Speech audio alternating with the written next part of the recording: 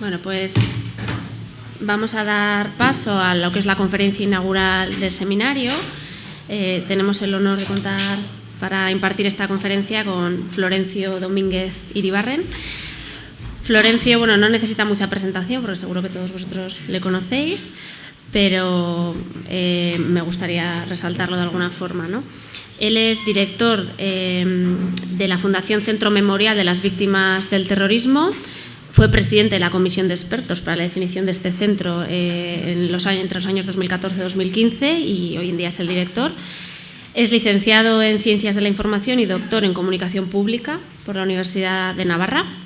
Tiene una faceta docente, ha sido profesor colaborador en la Universidad Internacional de La Rioja, donde ha impartido la asignatura Nacionalismo y Terrorismo en Perspectiva Comparada en el Máster de Estudios del Terrorismo de dicha universidad. Bueno, como periodista fue redactor jefe de la agencia Vasco Press y columnista del Correo, La Vanguardia y Diario de Navarra. Ha recibido diversos premios y reconocimientos a su labor, como el premio Javier Bueno de la Asociación de la Prensa de Madrid al periodismo especializado en el año 2009 y recientemente en este año 2017 ha sido ganador también de 2 premios. El premio de periodismo Francisco Cerecedo, que convoca anualmente la Asociación de Periodistas Europeos, y la semana pasada el premio Teobaldo al trabajo periodístico en defensa de los valores y derechos humanos de la Asociación de Periodistas de Navarra. Florencio es además autor de diversos libros en torno al terrorismo de ETA, desde 1998, ¿no?, hasta el año 2012. Algunos de estos libros son ETA, Estrategia Organizativa y Actuaciones, de la negociación a la tregua, dentro de ETA, la vida diaria de los terroristas, Las raíces del miedo, Euskadi, una sociedad atemorizada, La agonía de ETA, y también además ha sido coautor en otros libros, ¿no?, entre los cuales, bueno, pues quiero destacar el libro de Vidas rotas, ¿no?, la historia de los hombres, las mujeres y los niños asesinados por ETA. Como decía, es un honor para nosotros contar contigo, Florencio, para esta inauguración y sin más, pues te damos paso. Buenos días. Muchas gracias, Sara, por tus palabras. Muchas gracias a la Fundación Fernando Buesa y al Instituto Valentín de Foronda por invitarme a participar en este seminario. La Fundación Fernando Buesa y el Instituto, tenemos el placer desde el Centro Memorial de tener proyectos de colaboración con las dos entidades, proyectos que me parece que son muy interesantes para conocer el terrorismo que hemos padecido. Bueno, antes de entrar en el tema, creo que habría que hacer una precisión, es decir, que cuando se habla de radicalización en el contexto en el que lo estamos haciendo, tenemos que interpretar siempre que es radicalización en el camino de la violencia, es decir, como un proceso que conduce a la violencia, no radicalización en las convicciones políticas o ideológicas, sin más, sino en radicalización para llegar a la violencia. A veces esos dos caminos están: la radicalización política formará parte de la radicalización violenta, pero no siempre.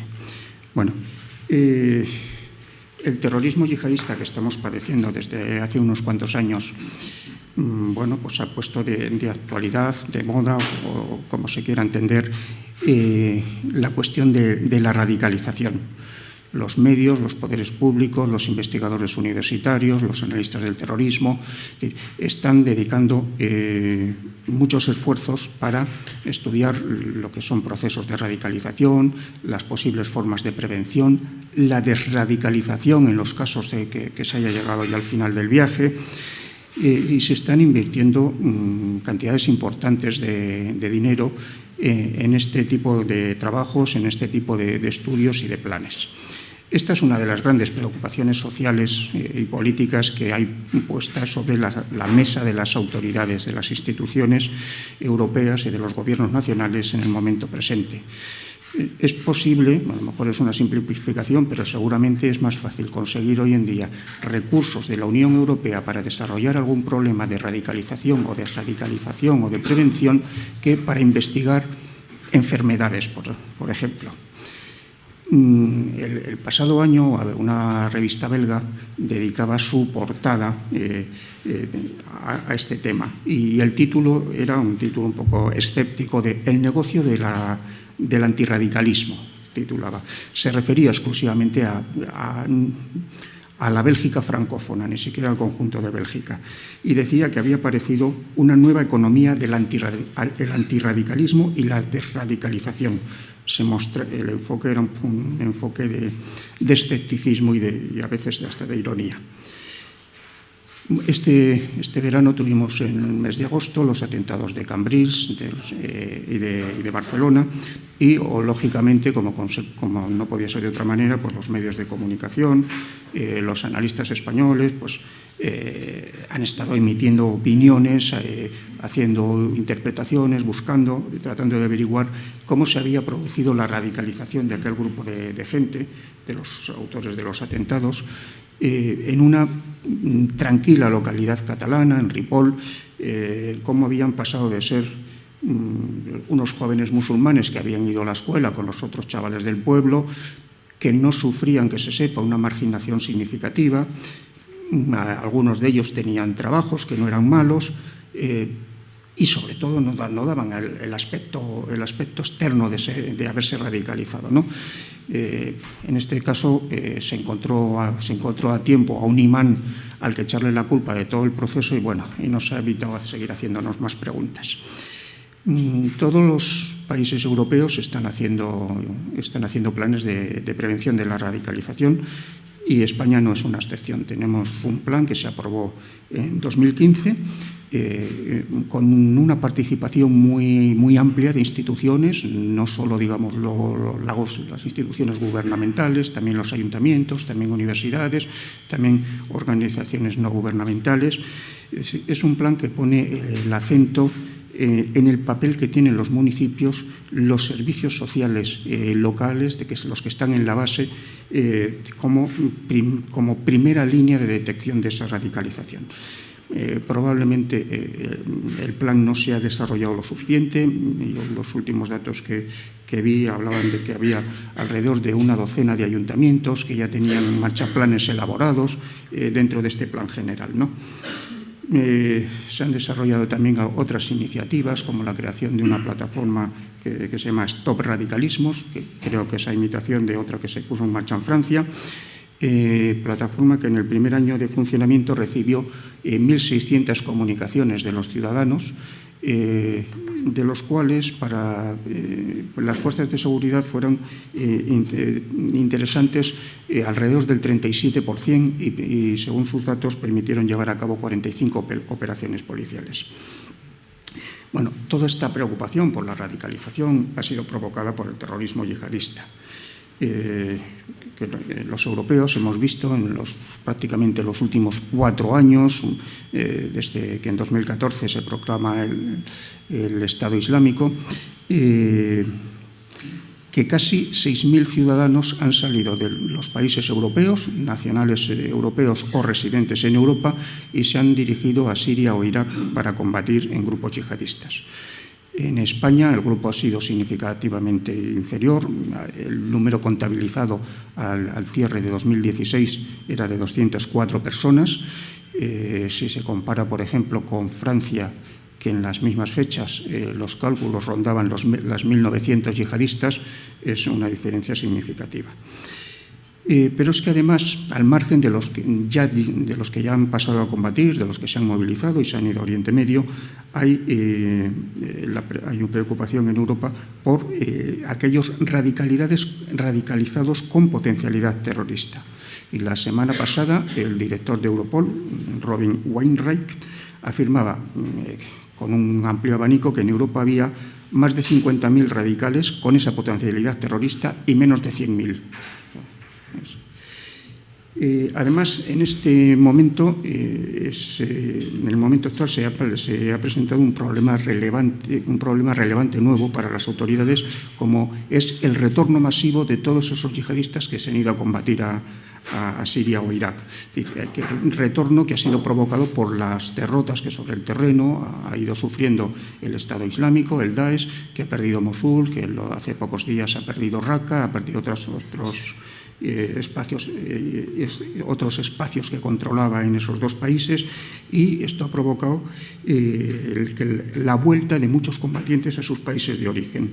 El lunes pasado se daba a conocer un informe que cuantificaba en 5.600 los combatientes que ya habían regresado a sus países de origen. Los retornados a España si eran pocos los que habían ido a combatir, aquellos que se tiene constancia que han vuelto a finales del año pasado eran 30. Por tanto, estos datos, estos fenómenos terroristas justifican la preocupación que existe en los poderes públicos por la radicalización que conduce al terrorismo.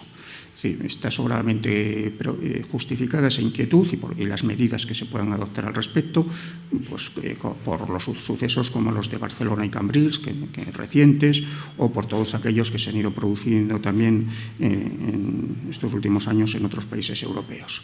Sí, está bien que intentemos atajar la violencia antes de que se produzca, que procuremos limitar en la medida de lo posible el número de efectivos que se incorporan a los grupos terroristas y que hagamos ahora lo que no hemos hecho con el terrorismo que hemos pasado antes, en concreto con el terrorismo de ETA.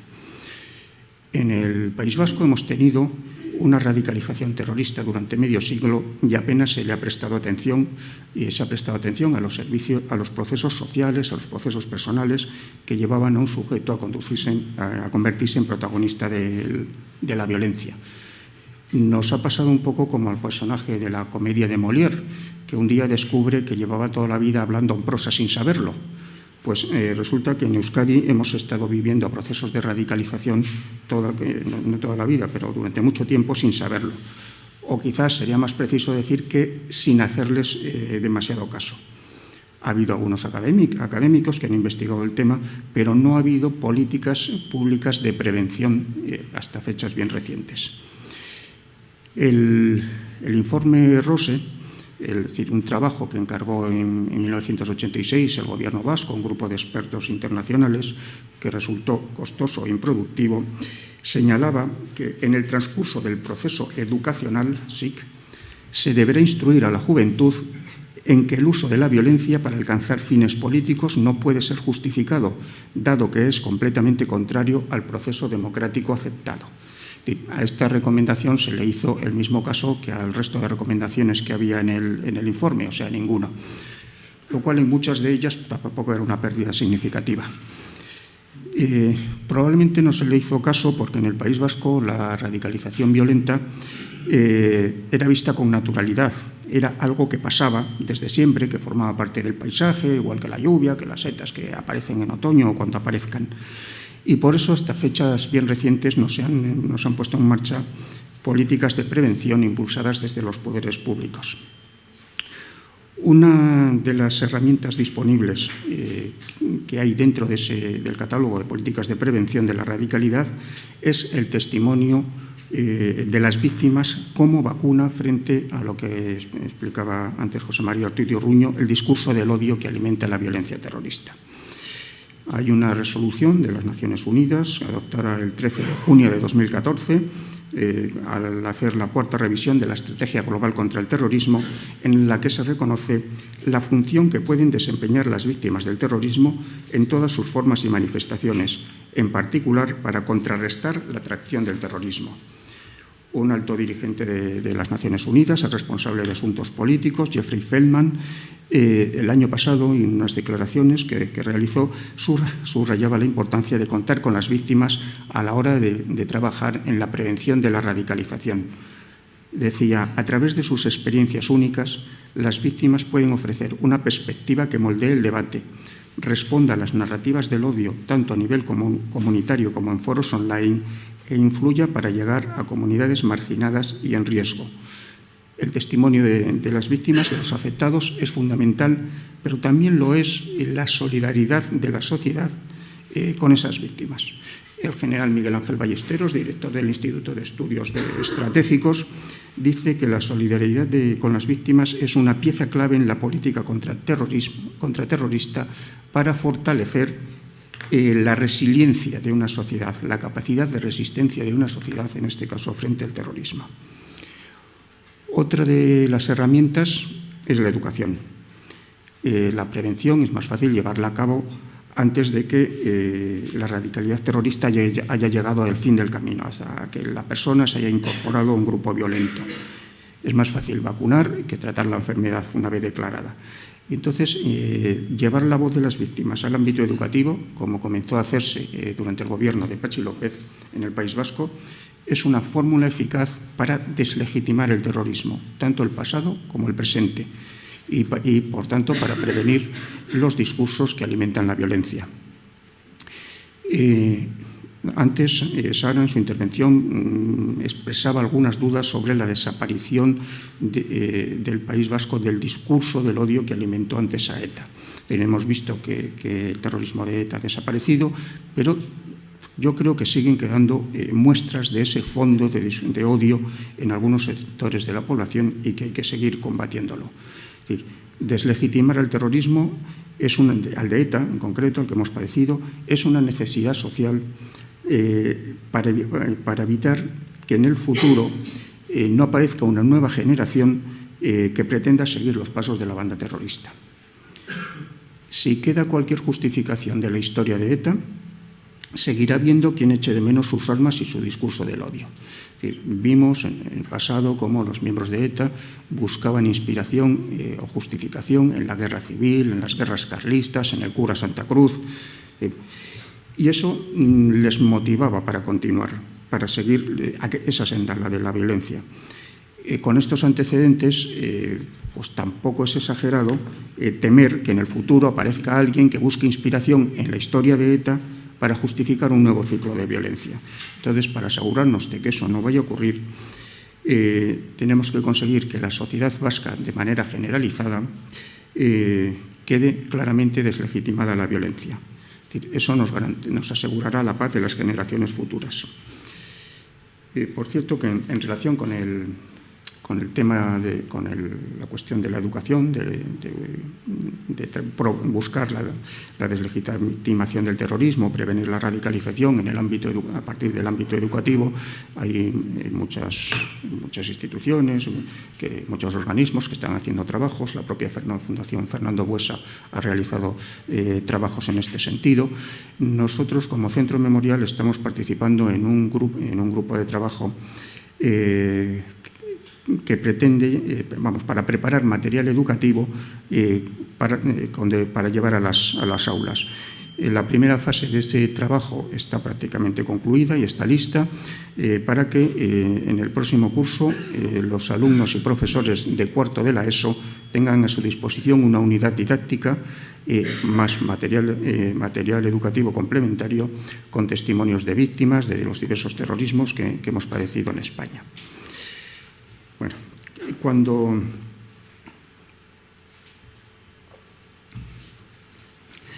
se producen atentados es muy normal que pensemos que quienes los han cometido son personas enloquecidas, son personas con trastornos mentales, porque ¿quién si no iba a coger un camión, una furgoneta y dedicarse a atropellar a cientos de personas para provocar una masacre? ¿Quién sino un loco puede meter un coche bomba en un centro comercial o pegarle un tiro a un jubilado, a un policía, a un cargo político? A los ciudadanos normales nos cuesta admitir que alguien, igual que nosotros, pueda llevar a cabo este tipo de atrocidades con normalidad. Y nos engañamos creyendo que tienen que sufrir algún tipo de desajuste, alguna enfermedad mental para explicar su comportamiento. Pero no es cierto. Enrique Echeburúa, el que citaba antes también Sara, ha escrito que los terroristas no son habitualmente enfermos mentales ni siquiera psicópatas. Los psicópatas son personas frías, con poca empatía, sin capacidad de remordimiento. pero muchos terroristas son personas afables, bien socializadas en su grupo de referencia y con capacidad de sentimientos positivos hacia sus seres queridos. Sentimientos positivos hacia sus seres queridos, sí, pero no hacia aquellos otros que consideran sus enemigos con los que carecen de la menor empatía. Un testimonio, por ejemplo, una miembro de ETA que se encontraba oculta en un piso en Francia, escribía un diario y el día que se entera de que se ha cometido el secuestro de Cosme Delclos, en noviembre de 1996, escribe: «Hoy he oído en la radio el posible secuestro. Pienso que esa es la prueba más evidente de que somos, de que estamos, y el corazón se me alegra sinceramente. Quiero compartir esa alegría que me provoca la noticia. Adelante, compañeros de lucha, adelante. Esa noticia me ha hecho sentir un poco más fuerte hoy, me llena de ilusión y se me remueven las tripas de gusto de estar con el pensamiento junto a vosotros». Bueno, la lírica no era lo suyo, pero refleja muy bien un tipo de mentalidad de miembros de ETA. Hasta los miembros de la comisión que elaboró el informe Ross en el 86, que no habían visto un etarra probablemente ni en televisión, consideraron que era notable la ausencia de una patología mental de las personalidades de los miembros de ETA. Al parecer, disfrutan de relaciones normales con su familia y semejantes y del soporte material. No son una gente enajenada, decían. En ETA, como en el Estado Islámico o en cualquier otro colectivo, habrá un número de enfermos mentales similar a la media del resto de la sociedad. Y no es significativo, pero eso no es significativo ni sirve para explicar la acción terrorista. A menudo hemos buscado, a la hora de analizar el terrorismo, y había que hacerlo, razones históricas, ideológicas, políticas, sociológicas. Pues se ha hablado, se han escrito libros, se han hecho investigaciones buscando las causas en la opresión del franquismo, la ideología sabiniana, las influencias de los movimientos de liberación, los problemas de cohabitación del País Vasco con el resto de España, tratando de buscar respuestas. Hemos buscado muchas explicaciones, pero hay una que casi siempre hemos dejado de lado, y es la existencia de un brote de fanatismo e intolerancia en un sector de la población.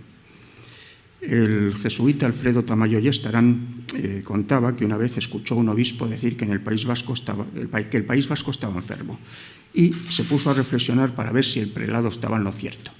Bueno, la conclusión a la que llegó fue que el País Vasco seguramente no está enfermo, pero es un país donde hay muchos enfermos que adolecen de narcisismo grupal de carácter maligno que distorsiona las conciencias, lleva a la intolerancia y la agresión y no acepta la contradicción. En otras palabras, a esto se le suele llamar fundamentalismo o fanatismo. Tamayo denunciaba la exacerbación de ese narcisismo colectivo. Nuestra nación, nuestro pueblo, nuestros orígenes, nuestros dioses, nuestra raza, nuestro genoma, nuestra historia, nuestra lengua, y llamaba la atención sobre el parecido de esas actitudes con el nacionalismo español franquista o con el alemán de los tiempos de Hitler. Creo que en este punto hay que hacer un inciso para señalar que nadie tiene la exclusiva de la intolerancia, ni el terrorismo islamista, ni el etarra, ni ningún otro. El escritor israelí Amos Oz, en su obra Contra el fanatismo, escribe que el fanatismo es más viejo que el Islam, que el judaísmo y el cristianismo, más viejo que cualquier Estado, gobierno o sistema político, más viejo que cualquier ideología o credo del mundo. Desgraciadamente, el fanatismo es un componente siempre presente en la naturaleza humana, un gen del mal, por llamarlo de alguna manera. Cuando hablamos de personas, de fanáticos, de personas intolerantes, fundamentalistas, pensamos enseguida que son gente exaltada, fuera de sí, descontrolada, capaces de hacer cualquier cosa e imposibilitadas para comportarse racionalmente. Algunos miembros de los grupos terroristas son así, reúnen este perfil. No hay más que recordar las imágenes que hemos visto del miembro de ETA, Iñaki Bilbao, chiquito, en los juicios en la Audiencia Nacional, amenazando al juez, intentando agredir en el juzgado a otro magistrado que lo estaba interrogando. Es decir, bueno, pues hay sujetos así. Pero no todos son de esta manera y posiblemente ni siquiera la mayoría. Detrás del terrorismo hay siempre un grupo de personas frías, reflexivas, que usan la violencia en función de cálculos políticos, de cálculos de costes y beneficios.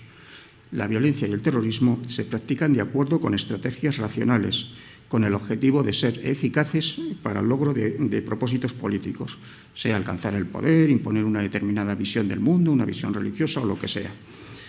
El esfuerzo por conseguir la eficacia es la clave que justifica la violencia. ETA, en alguna de sus publicaciones, deja bien clara esta idea. En un documento de 2004, en la dirección de la banda, que se titulaba Reflexiones sobre la lucha armada, la dirección de la banda afirmaba que su mayor inquietud era que su actividad sea eficaz. El documento sostenía que lo importante era analizar los beneficios que el terrorismo aporta al proceso de liberación desde una perspectiva histórica y de manera global. Cada acción, escribían, aporta algo en ese largo camino y su impacto se perpetúa en el tiempo, ya que, por supuesto, es a largo plazo cuando se puede medir el impacto de cada acción. Al estudiar la radicalización violenta, al menos cuando se analiza la que se ha registrado en el País Vasco, hay que tener en cuenta tres perspectivas complementarias. Por un lado, la del individuo, el sujeto que se radicaliza. Por otro, la del grupo terrorista. Y, en tercer lugar, la de esa parte de la sociedad que arropa al grupo terrorista.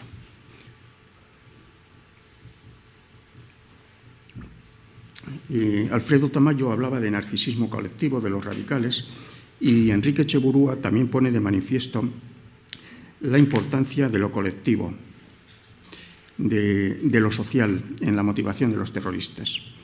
Etxeburua advertía de la importancia que en los terroristas tienen las frustraciones acumuladas en la vida cotidiana. Decía que genera una baja autoestima y de las que se responsabiliza a otros.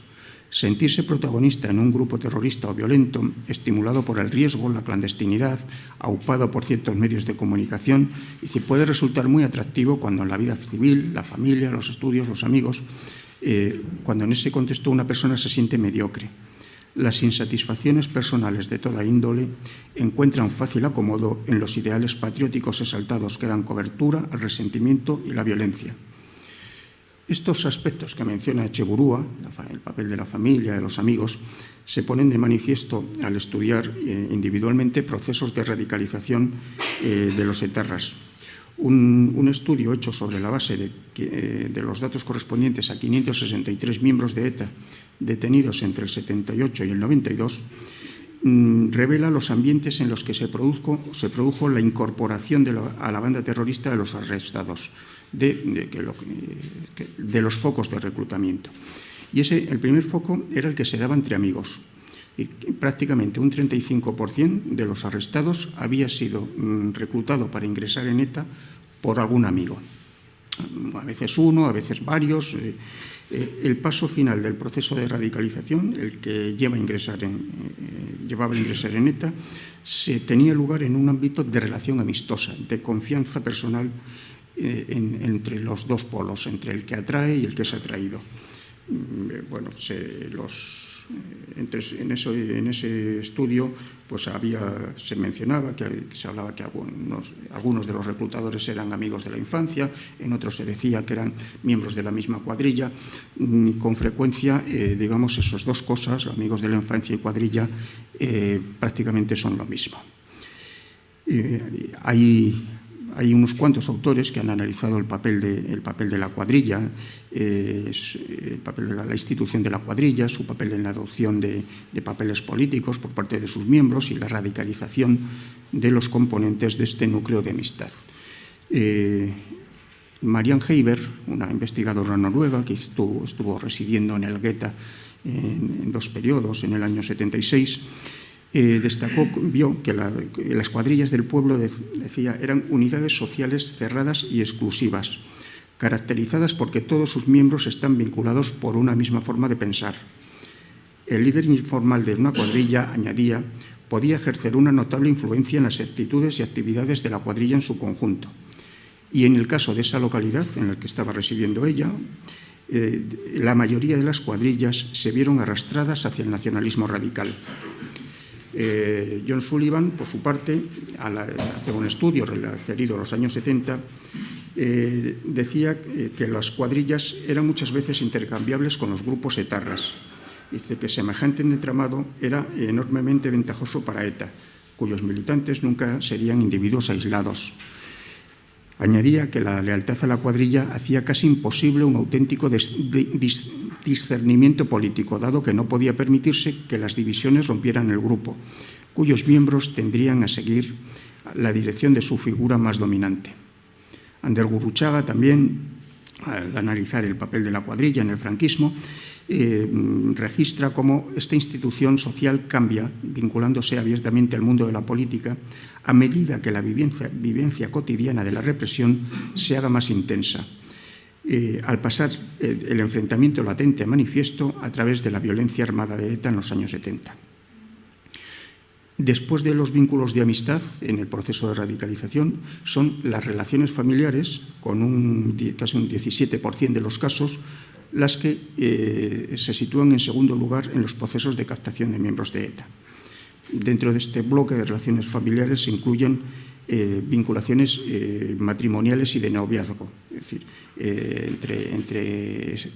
entre quien recluta y quien es reclutado. Casi siempre el reclutador era el hombre y quien seguía sus pasos hacia el interior de la banda era la mujer. Después, amistades, relaciones familiares, después vienen relaciones de mero conocimiento, de vecindad, de vecindad entre los dos polos de la relación, los que captan y los que son captados, con porcentajes que van desde poco más del 15% hasta casi el 13%. La vinculación con el grupo no es solo fundamental para la sociedad que lo arropa, sino también para los militantes individuales que están integrados en él, tal y como han puesto de manifiesto diversos especialistas. El psiquiatra italiano Franco Ferracuti escribió que, en general, pertenecer a un grupo y permanecer aislado de la sociedad refuerza la ideología de los terroristas y reafirma sus motivaciones. Para este autor, los que se desvían tratan de cortar sus lazos con la sociedad y comprometerse en una guerra imaginaria, una guerra cuya realidad parece incrementarse cuando esa misma sociedad emprende acciones represivas. Tales acciones refuerzan la desviación de los terroristas y les dificulta la salida del terrorismo. En ETA y su entorno político se han dado los 4 requisitos definitorios de lo que se ha denominado pensamiento de grupo, y que llevan a que el individuo sumerja su identidad en la organización. Estos requisitos son ilusiones de invulnerabilidad que inducen al optimismo y a la asunción excesiva de riesgos, suposiciones sobre la moralidad del grupo, percepciones unidimensionales del enemigo como el mal e intolerancia ante cuestionamientos de las creencias fundamentales por parte de miembros del grupo. La idea de la invulnerabilidad y de la invencibilidad de ETA fue una creencia generalizada en el seno de este mundo, de esta organización y de quienes lo apoyaron prácticamente desde sus orígenes hasta 1992. Estaban convencidos de que fuese cual fuese el nivel de persecución legal, de represión policial, nunca serían destruidos por la actuación policial. Y solo la creencia se vino abajo en el 92 a raíz de la operación de la captura de la dirección de ETA en Vidar. Es decir, es el momento en que entra en crisis esta creencia. El segundo requisito de pensamiento de grupo, las suposiciones sobre la moralidad de la organización, es un principio que no solo ha sido aceptado en las filas de ETA y en su entorno durante bastante tiempo. Es decir, Juan Aranzadi escribió que los militantes de ETA se concebían a sí mismos como simples instrumentos de un sujeto histórico que les trascendía y les movía, el pueblo vasco. Generadas por la sociedad, impulsadas por el pueblo, las acciones violentas de ETA se eximían de toda responsabilidad individual. No necesitaban alegar motivo o justificación alguna ante la conciencia de sus agentes. Aparecían como necesarias, como meros eslabones de una cadena a cuyo movimiento automático resultaba imposible escapar. Los miembros de ETA interiorizaron esta mentalidad, que era muy útil para sentirse exculpados y para no asumir responsabilidades personales por los crímenes cometidos. Hay una entrevista publicada en El País en el año 2001 al miembro de ETA, Cándido Azpiazu, el vecino de Azpeitia, que había matado en 1980 al militante de UCD Ramón Baglietto. Bueno, el entrevistador le pregunta cómo se convirtió en asesino, y Azpiazu responde que él no era un asesino. «Has matado», replica el periodista. «Por necesidad histórica», dice Letarra, «por responsabilidad ante el pueblo vasco, que es magnífico, que tiene una magnífica cultura, que habla una de las lenguas más antiguas de Europa, que nunca fue vencido por los romanos, ni por los visigodos, ni por los árabes, un pueblo muy distinto al de los españoles». La necesidad histórica es invocada como una eximente de la responsabilidad personal y subjetiva del criminal. «Fue la voluntad del pueblo la que me llevó hasta ETA», apostilla más adelante Azpiazu, diluyendo su responsabilidad personal en el sujeto colectivo. El terrorista no quiere verse como un asesino voluntario y prefiere, en el peor de los casos, identificarse como la pieza de un destino inexorable, del que él no tiene el control. Es la historia, la voluntad del pueblo, los que le han llevado a matar por la causa, no su propia decisión. Otro miembro de ETA, en uno de los documentos sometidos al último debate interno de la banda entre 2007, que se desarrolla entre 2007 y 2008, escribe: «La lucha armada, por consiguiente, como mucho, es una obligación trágica». Bueno. La tercera característica del pensamiento de grupo es la identificación del enemigo como el mal. Y, en el caso de ETA, se traduce en la asociación de la idea de enemigo con la del Estado, a quien reiteradamente se adjetiva como opresor. El Estado siempre es considerado con carencias democráticas y, por tanto, sus representantes institucionales, sus cargos electos, sus agentes de seguridad, sus símbolos, son objetivos considerados legítimos por los terroristas, que no se plantean problemas de conciencia para atacarlos. Otra miembro de ETA, una miembro del Comando Vizcaya, interrogada en el juzgado por el juez del titular del Juzgado Central de Instrucción número 1 de la Audiencia Nacional, confiesa varios asesinatos de personas consideradas objetivo militar. El mero hecho de calificarlos como objetivo militar ya justificaba el crimen. ¿Ha matado usted a alguna persona?, le pregunta el juez. En ese caso, ¿a cuántas? Bueno, a 4, mediante artefactos explosivos. Y bueno, sé de otra persona, pero yo no intervine directamente en esa acción. Está grabada y es la transcripción del interrogatorio. Bien, ¿por qué las ha matado? Porque eran un objetivo militar de la organización. ¿Podría ampliar su declaración? ¿Qué quiere decir? ¿En este sentido? Sí. Pues que actualmente en Euskadi se está llevando una lucha y el hecho de que, que esas personas eran objetivo militar por pertenecer ellas a un determinado cuerpo policial. Y no sé, a un determinado cuerpo policial, porque con el traficante el traficante es el que decía que yo no había matado, pero sabía. Bueno, finalmente, el pensamiento de grupo se caracteriza por su intolerancia ante los disidentes. Intolerancia que, como es conocido, llevó ETA a su grado máximo en el caso de Dolores González Catarain Joyes. Al examinar el proceso de radicalización de Tarras, hemos visto los individuos, cómo ingresaban en la banda, cuáles eran los procedimientos que les llevaban a dar ese último paso. Hemos visto al grupo terrorista y los efectos que genera sobre sus componentes. Y nos queda por referirnos, aunque sea someramente, al núcleo social que ha apoyado a la violencia durante décadas.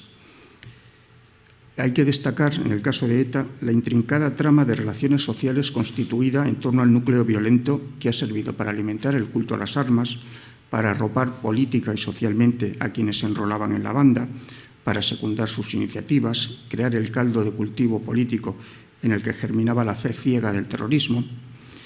ETA logró establecer una sociedad paralela con sus seguidores y simpatizantes, una sociedad con sus propios medios de comunicación, sus lugares de socialización específicos, sus espacios de movilización, su propia estética, sus propias redes de grupos musicales y, por supuesto, sus propios principios y valores políticos. Una sociedad organizada en torno y al servicio del grupo terrorista. Este sector social ha permitido la supervivencia de ETA durante medio siglo, arropando políticamente a la banda, secundando de manera crítica sus estrategias y actuaciones, dando respaldo moral, material y reconocimiento a los miembros del grupo. Incluso este entorno social ha actuado como garante de la ortodoxia terrorista, evitando la disidencia, castigando con el aislamiento social, con el acoso a quienes se desmarcaban del terrorismo e incluso a sus familias. Operando en la sociedad vasca, hemos tenido un grupo minoritario, pero de gran relevancia, que ha actuado como ecosistema ideal para la radicalización de terroristas, que ha alentado a los violentos y que ha castigado a quienes se separaban de la violencia. Ese núcleo social no ha operado de forma espontánea, sino bajo la tutela, dirección y control de las estructuras políticas afines a ETA. Estructuras que todavía hoy se niegan a reconocer sus responsabilidades en la continuidad del terrorismo durante tantos años. Bueno, y hasta aquí.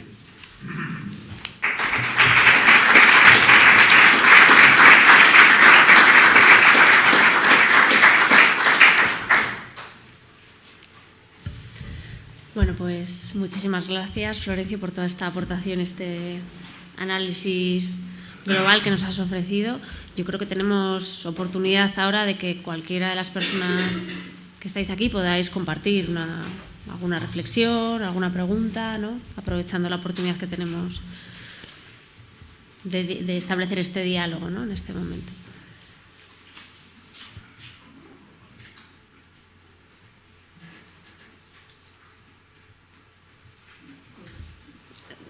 ¿Tenemos micro? Ahora llega el micro.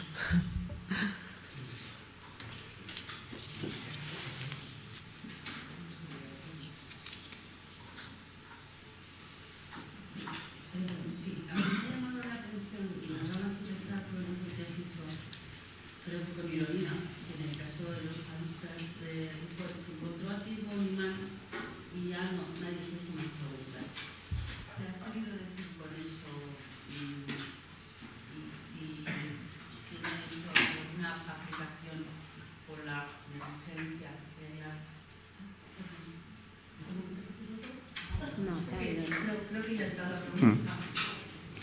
Bueno, que hemos encontrado una causa única, ¿no? La responsabilidad es del imán que llevó a aquel grupo de jóvenes musulmanes por el camino del mal, que los impulsó a la violencia y nos hemos evitado otras preguntas, a ver si no había sido posible detectarlos a tiempo, si no había habido ningún indicio, si ya no los servicios de seguridad, a lo mejor más bien en casos como estos son servicios sociales, aquellos que están, servicios sociales y locales que están directamente en contacto con los protagonistas de estos procesos de radicalización, si no habían tenido algún indicio de que pudieran estar en este tipo de procesos y no se había dado la voz de alarma. Es decir, que creo que puede haber más responsabilidades que las meras del reclutador o del radicalizador, más responsabilidades en organismos institucionales y sociales. Que no es solo un sujeto que mueve a un grupo de acólitos y los lleva el camino de la violencia, sino que falla la sociedad que no consigue detectar, o porque no tiene herramientas o porque no le preocupa, y en Cataluña no tener preocupación por la radicalización de potenciales islamistas con el foco, con el núcleo tan importante que tienen de radicalidad yihadista en Cataluña, que es el territorio español donde más peligro hay, es el territorio español donde se hace mayor número de detenciones todos los años. En Barcelona se evitó, me parece que fue en 2008, un atentado dentro del metro in extremis, unas horas antes de que una célula de un grupo talibán pakistaní lo fuera a cometer el atentado. Es decir, que es un núcleo de radicalidad muy importante, y entonces debería haber medios dedicados, o al menos una sensibilidad para tratar de detectar este tipo de procesos. Sí, me ha faltado la última.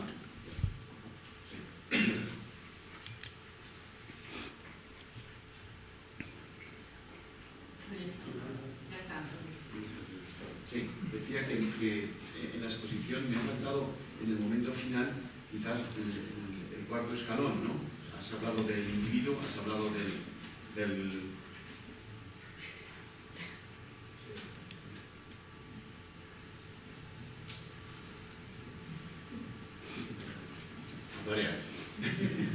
decía que has hablado de tres niveles: el individuo, el grupo de activistas, esa microsociedad que respalda y que sostiene al grupo de activistas, pero quizás me gustaría que dijeras algo sobre el resto de la sociedad, porque el comportamiento del resto de la sociedad con respecto a la reivindicación y a los procedimientos del grupo terrorista está o puede estar en la clave de la comprensión o de la comprensibilidad, vamos a decir así, ¿no? Es decir, cuando asistimos a un atentado yihadista en Occidente, la expresión es de incomprensión, no entendemos, ¿no?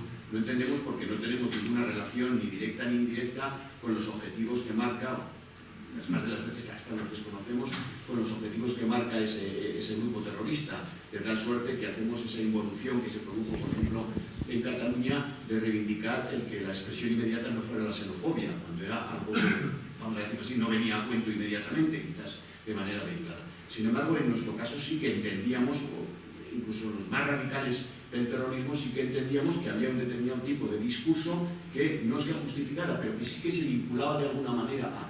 Entonces, esta posición, esta función de la sociedad y esta relación de la sociedad con el discurso y los objetivos que maneja el grupo terrorista, creo, por eso me gustaría plantearte, que da alguna clave de por dónde, hasta dónde permite la continuidad en el tiempo de este tipo de organismos. Bueno, hombre, yo creo que el factor fundamental es el tener una parte de la sociedad favorable, que apoya, impulsa, arropa, concede ayudas materiales, concede reconocimiento político, y el resto de la sociedad, bueno, es conocido la historia que hemos vivido en el País Vasco. Una parte de la sociedad se ha inhibido por lo que sea, es decir, porque no se sentía amenazada, porque se sentía atemorizada, porque comprendía que podía haber a lo mejor alguna justificación razonable o en sus orígenes. Es decir, hemos padecido el hecho de que ETA apareciera en la época del franquismo y luego se prolongara en la democracia, y entonces si había comprensión por el pasado, esa sombra de comprensión se extendía hacia el presente. Es algo que pasó, por ejemplo, en sectores del ámbito internacional, de medios, es decir, que vieron a ETA como luchadores por la libertad del País Vasco, por haber aparecido en el franquismo, por haber hecho el atentado contra Carrero. Es decir, que la imagen social acuñada en la ETA original o en unos años determinados de la ETA luego se prolonga en democracias, no de forma generalizada, pero para dar una cierta explicación a ese terrorismo.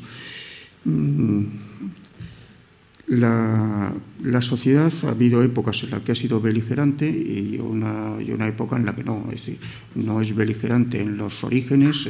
Las protestas contra el terrorismo en los años 70 son ocasionales en determinados momentos de gran carga simbólica, pero no son habituales. Sí, y solo es a partir de la segunda mitad de los 80 y en los años 90 cuando sí hay una movilización importante frente al terrorismo. ¿Hubiera cambiado algo si esa movilización se hubiera dado antes? Pues es imposible saberlo, pero mal no hubiera estado.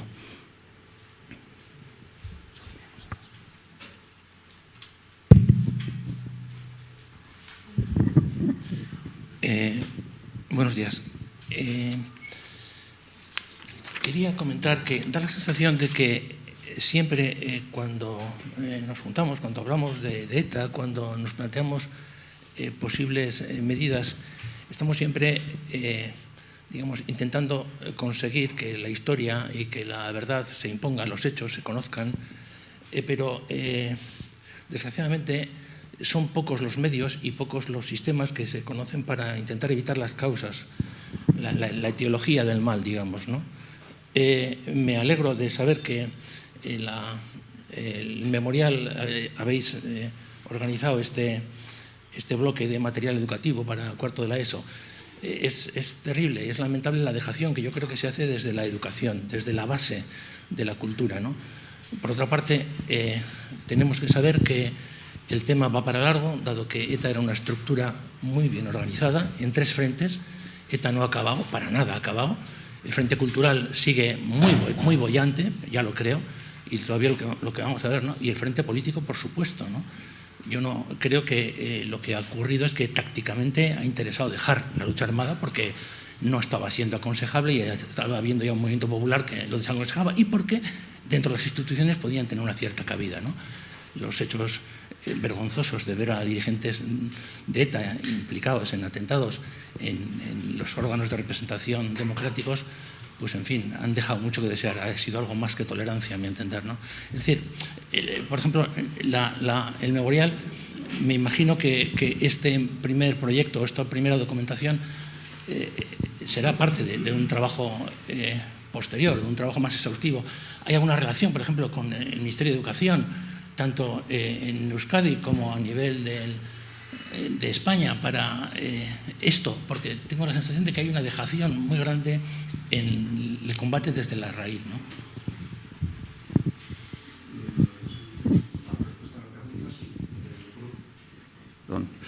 El grupo de trabajo estaba formado por la Fundación Víctimas del Terrorismo, la Dirección General de Apoyo a las Víctimas del Terrorismo del Ministerio del Interior, un organismo del Ministerio de Educación, el CENIE, Centro Nacional de Innovación Educativa, y el Centro Memorial.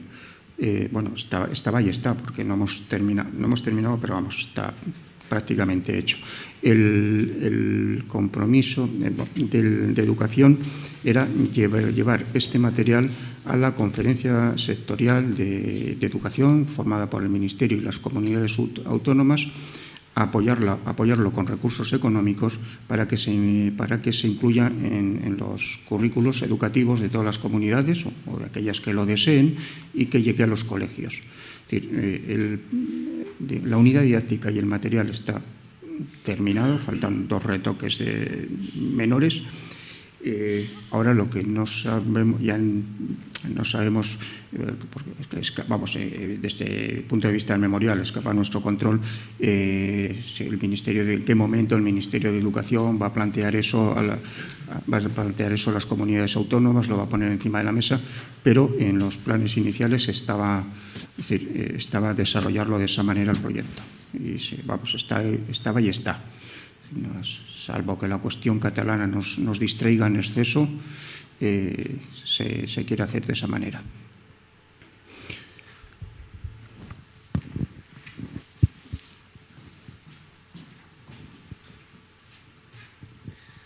Mencionaba este artículo que había salido sobre el business de la desradicalización. Y pensé en un libro que publicaron en septiembre en Francia sobre yihadistas encarcelados. Y uno de ellos, afiliado a Estado Islámico, decía, sabiendo que estaba entrevistado dentro de la cárcel por un investigador, cuando salga de la cárcel iré a matar gente porque es así y no hay otra opción. Y una de las cosas que más me fascinaron al investigar tanto casos europeos como casos de yihadistas que proceden de África del Norte o Oriente Medio, los que más están determinados son los de aquí, de Europa, nacidos y criados aquí. Entonces, mi pregunta es, ¿usted cree realmente que podemos llegar a desradicalizar a militantes? Esa sí que es la pregunta del $1.000.000. No lo sé. En su día, el coronel Gaddafi tuvo un programa no sé si él utilizaría los términos de desradicalización, pero al menos de desmovilización de gente que había combatido en Afganistán, y puso al frente de ese programa a un antiguo combatiente de Afganistán que vino a España y lo trajo, recuerdo una conferencia suya en el instituto, en la Fundación Ortega Marañón, porque lo trajo el Instituto Elcano a este hombre. Hay discusión Hay discusión sobre eso, si es posible desradicalizar a los que se han implicado.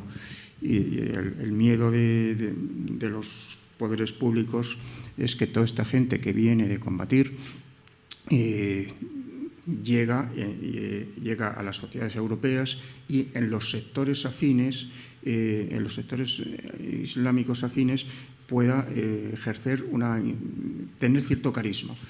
Un dato concreto: el pasado mes de febrero se detuvo en Vitoria, lo detuvo la Policía Nacional, a un hombre que era un veterano de la guerra de Chechenia. En la guerra de Chechenia había sido herido de gravedad, había venido a Vitoria, había sido curado aquí en servicios médicos en Vitoria, y este veterano con experiencia de guerra se dedicaba al reclutamiento y envío de gente ahora, en la actualidad, hasta que fue detenido en febrero, al envío de gente a Siria e Irak. Había enviado a varias personas, es decir, algunas de Guipúzcoa y algunas de Vitoria. Es decir, los adoctrinaba, los ideologizaba, les persuadía para que se incorporaran a la guerra y luego les facilitaba las gestiones para llegar a la zona del frente. Pues, ¿qué tenía este señor? Su experiencia como antiguo combatiente de Chechenia. Eso ante determinado sector le puede dar carisma, le puede dar una autoridad, incluso les daba consejos para ir haciendo adiestramiento militar, no militar, sino adiestramiento físico, para prepararse para cuando fueran a combatir. Pues ese es un caso, pero puede haber muchos casos como ese. Entonces, bueno, pues ¿se puede desradicalizar? No tengo respuesta. Supongo que los gobiernos están obligados a intentarlo. Si no tienen responsabilidades penales o una vez que cumplan las responsabilidades penales. Hombre, hay casos en los que sí es posible. El señor aquel que no recuerdo, la verdad es que ahora no recuerdo el nombre, que trajo el Instituto Elcano para dar esas conferencias y que estaba al frente del programa de desmovilización que había puesto en marcha el gobierno de Libia en tiempos del coronel Gaddafi, pues era un caso. Por tanto, puede ocurrir.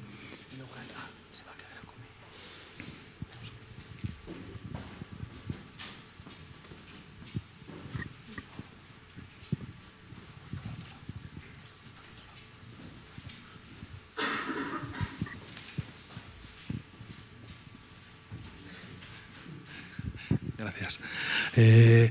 Una pregunta. En el momento anterior a la radicalización y, por supuesto, la desradicalización, cuando se asiste o intuimos que se asiste o hemos vivido cómo se asistía en según qué momentos, ante según qué fenómenos, a la socialización que conduce a la radicalización, cuando se produce ese contacto que los historiadores hemos estudiado muchas veces como los propagandistas, agentes decisivos que intervienen en la vida pública a casi cualquier efecto, también a este, sabiendo en nuestros días que asistimos a un debate permanente muy sensible entre libertad y seguridad,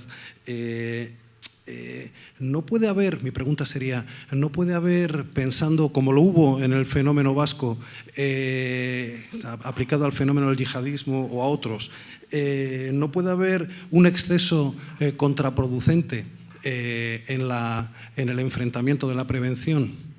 No puede haber, estoy pensando en que sectores comunitarios no concernidos por la radicalización de ningún tipo, de repente se sientan acosados, sobre todo en grupos pequeños y demás, ¿no? Y estoy pensando obviamente en las comunidades musulmanas que conocemos en nuestro entorno.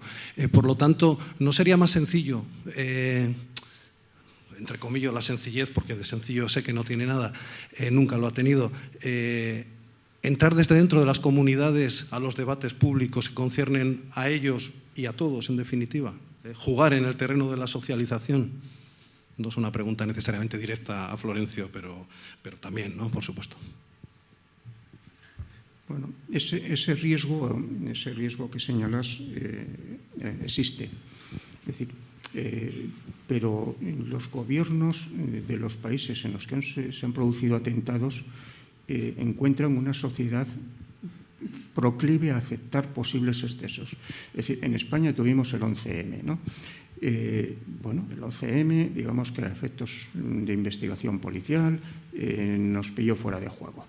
Las instituciones policiales, bueno, pues la investigación sobre el yihadismo no era una de las prioridades de los servicios de seguridad. A partir del 11M eso cambia y se obtienen lecciones de la tragedia. Y una de ellas es que el funcionamiento de estos grupos, sobre todo de grupos yihadistas, no es tan jerárquico, no es tan estructurado, tan vertical como era el de ETA. Y entonces, a la hora de investigarlos, es más difícil, supongo, pero además al mismo tiempo es más arriesgado, porque digamos que investigando los grupos de ETA te podías permitir ciertas libertades de aguantar una operación, de no hacer las detenciones en este momento, esperando a ver si en vez de detener a uno podías detener a 2 o a 3, y entonces aguantabas, porque sabías más o menos los grados de riesgo que podías asumir, pero con el terrorismo yihadista no sabes. Es decir, estás investigando a un señor y mañana coge una furgoneta y se lanza por la tal. Entonces, ¿eso a qué conlleva? A que los servicios de seguridad y las autoridades políticas y la sociedad acepten que podemos detener a ese señor en cuanto sea sospechoso, en cuanto has visto que en Internet está viendo demasiados vídeos, en cuanto le ha enviado a 4 amigos unas imágenes de degollamiento, de no sé qué, que a lo mejor en otras circunstancias o con otro tipo de terrorismo, digamos, eso no se produciría la detención en ese momento, se aguantaría más. Ahora no sé, los responsables políticos y policiales no quieren asumir riesgos. Y entonces llevan a cabo los arrestos en un momento anterior al que en otras circunstancias lo hubieran hecho. Y además la sociedad lo comprende.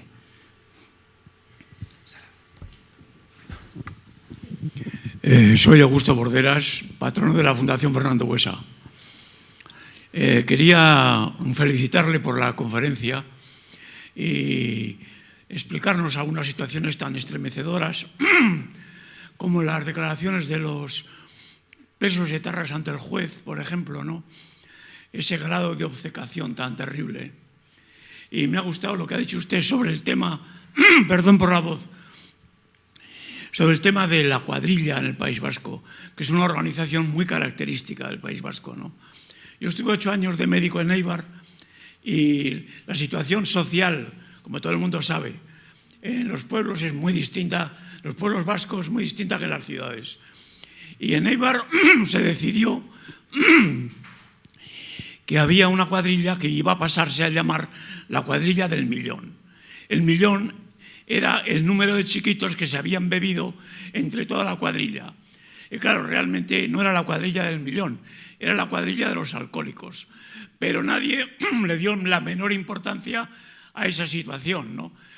Quiero decir, en el sentido de la conjunción personal, mental de la cuadrilla vasca, ¿no? En ese sentido.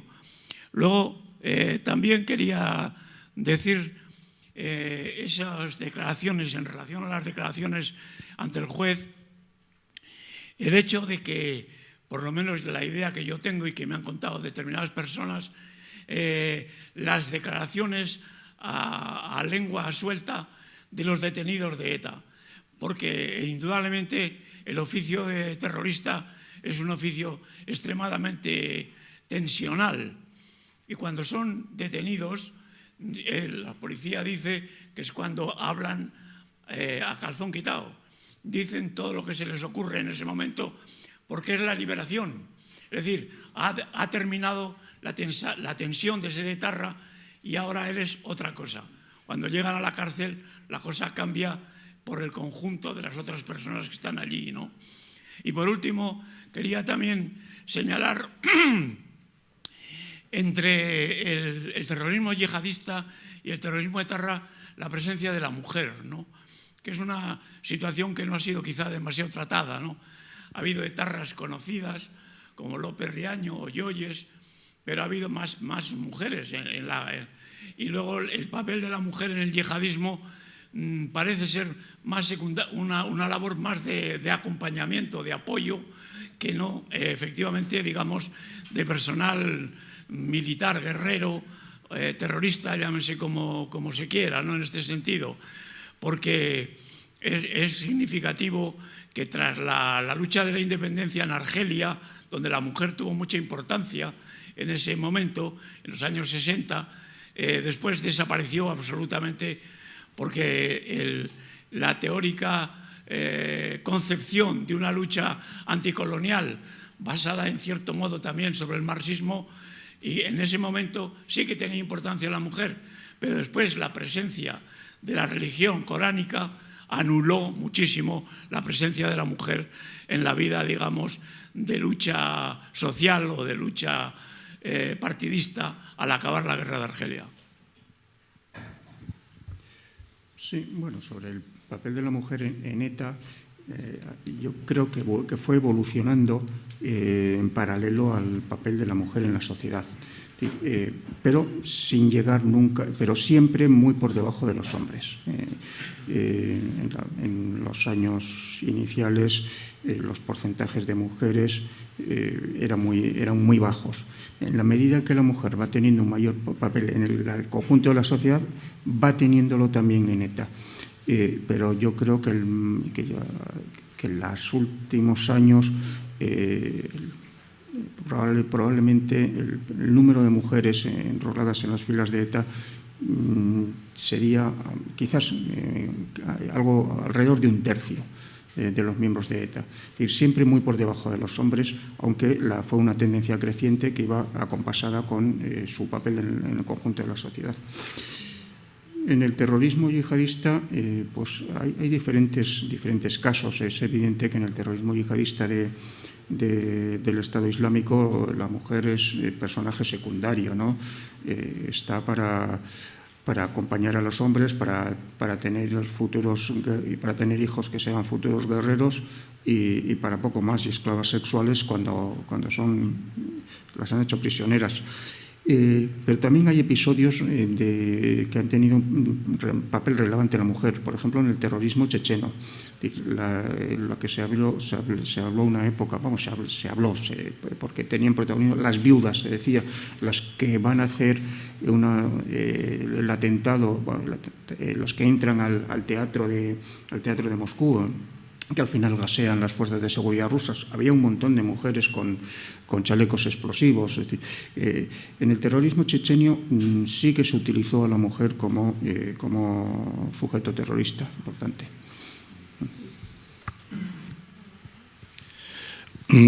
Mire, me ha dejado extremadamente preocupado la afirmación la sugerencia que usted ha hecho de la posibilidad de que las autoridades detengan a los individuos por sospechas. Que en este ámbito diga usted eso y además de eso no produzca ningún escándalo ni reacción, me deja extremadamente espeluznado.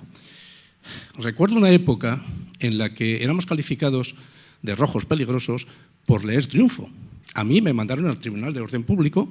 Discúlpeme que cuente esas anécdotas, pero es para que veamos que somos testigos de la memoria, de nuestra propia memoria. A mí me mandaron al Tribunal de Orden Público con una acusación que era que efectivamente se habían encontrado triunfos en mi casa y alguna otra literatura de ese estilo. Como yo no fui, como decían ahí en la primera fila, a descargarme a la comisaría, sino que aguanté las torturas y no firmé la declaración, el Tribunal de Orden Público sobreseyó mi causa. Pero claro, el hecho de que en la sospecha, la simple sospecha, porque tengas tal pinta o cualquier otra pinta, que si llevas pelo largo eres drogadicto y si eres negro eres peligroso y pueden dispararte, etcétera, etcétera. Y si lees Triunfo, que nos ha pasado a nosotros, eres un rojo peligroso. Claro, que eso se diga en este ámbito y que aquí nadie responda, me espeluzna. A ver, no se detiene a nadie por la pinta, ni siquiera por el aspecto de islamista. Se detiene por indicios. Y indicios que se detienen con autorización judicial, y siempre hay un filtro judicial. Es decir, que a los indicios que aportan las fuerzas de seguridad tienen que pasar por el filtro judicial posterior, que es el que decide si continúa el proceso, si el detenido queda en libertad, si ingresa en prisión. Es decir, ese es el mecanismo legal. Yo lo que decía, lo que sostenía, era que se hacían detenciones que a lo mejor en otras circunstancias no se hubieran hecho en ese momento. Es decir, se hubiera aguantado más la investigación para buscar más ramificaciones. Pero que ante el temor de que pueda producirse un atentado inminente, se adelantan esas operaciones sin tener, digamos, tantas evidencias como por ejemplo, había en la lucha contra ETA. Que se procuraba, salvo aguantar más la investigación antes de la fase final. A eso es a lo que me refería, es decir, a que ahora probablemente se aguante menos porque hay un temor de que pueda haber un atentado, o el sospechoso puede coger el avión y marcharse a Siria. Es decir, que también a eso me refería. Y las detenciones son siempre por indicios que luego son respaldados o no por la autoridad judicial.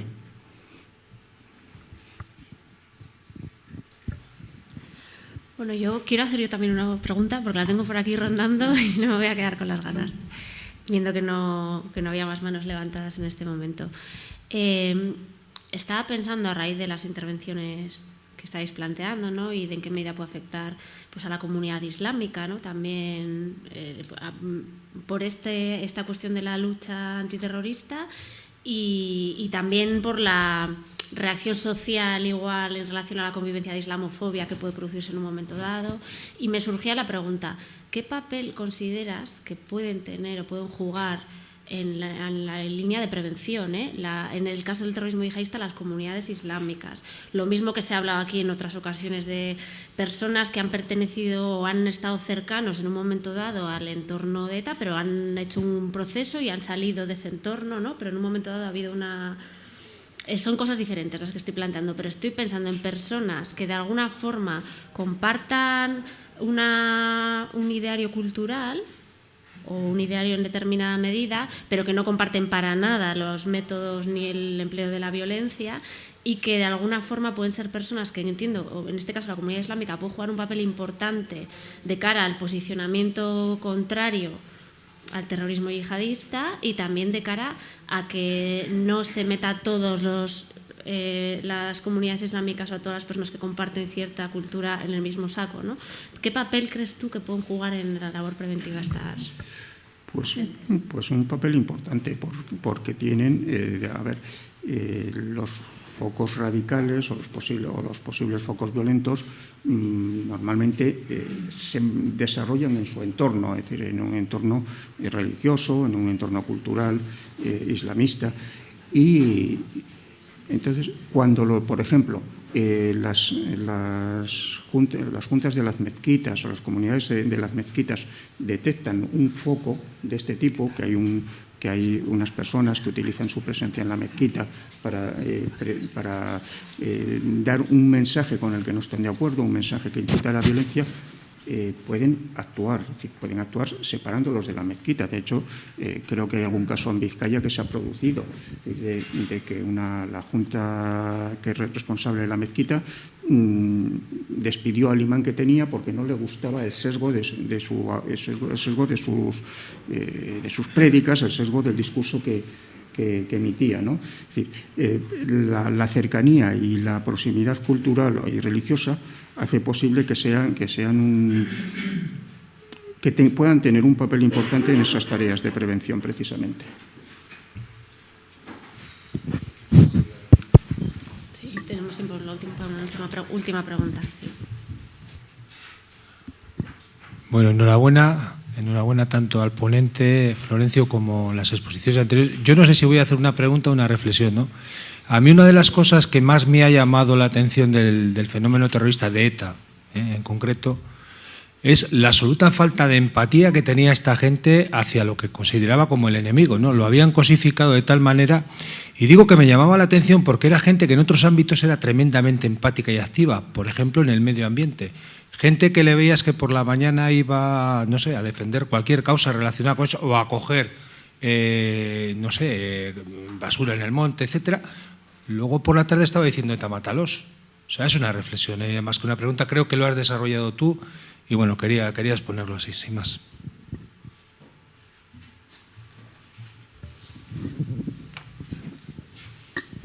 Bueno, pues con esto, este debate que ya ha dado de sí, además, ¿no? Y ha habido muchas intervenciones muy interesantes y además respetando los tiempos perfectamente, ¿no? Somos súper puntuales. Vamos a hacer la pausa para el café. Gracias.